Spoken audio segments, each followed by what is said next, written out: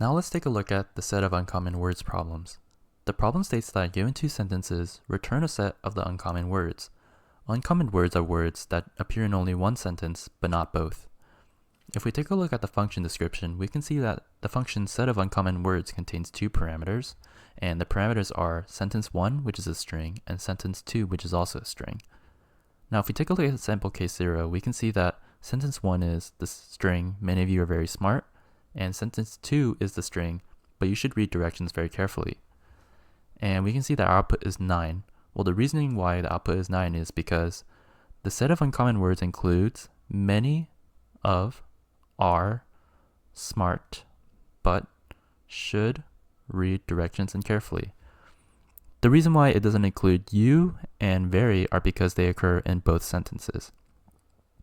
And we know that the set size is 9, which is the sample output. Now if we take a look at sample case 1, we can see that the sample output is 0 because both the words don't and cheat appear in both sentences.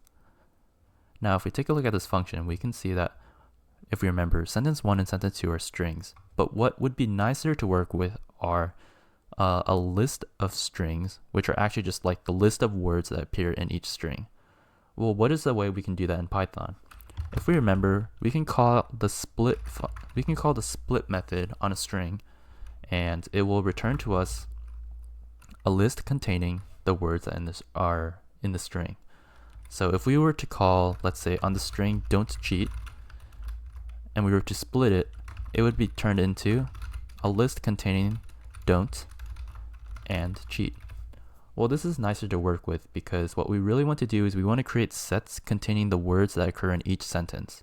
We want to use those sets to see which words occur in either set, but not both sets.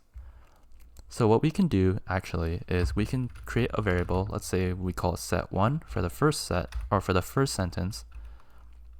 And this is going to correspond to the first sentence.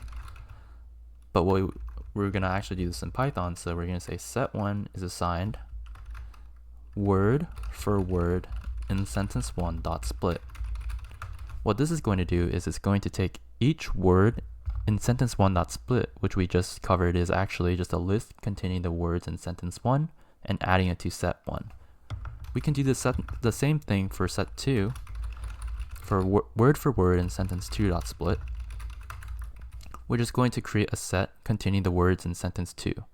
If we remember, sets are just unordered collections that do not contain duplicates. And what we ultimately want to return from this function are words that occur in either set 1 or set 2, but not both sets.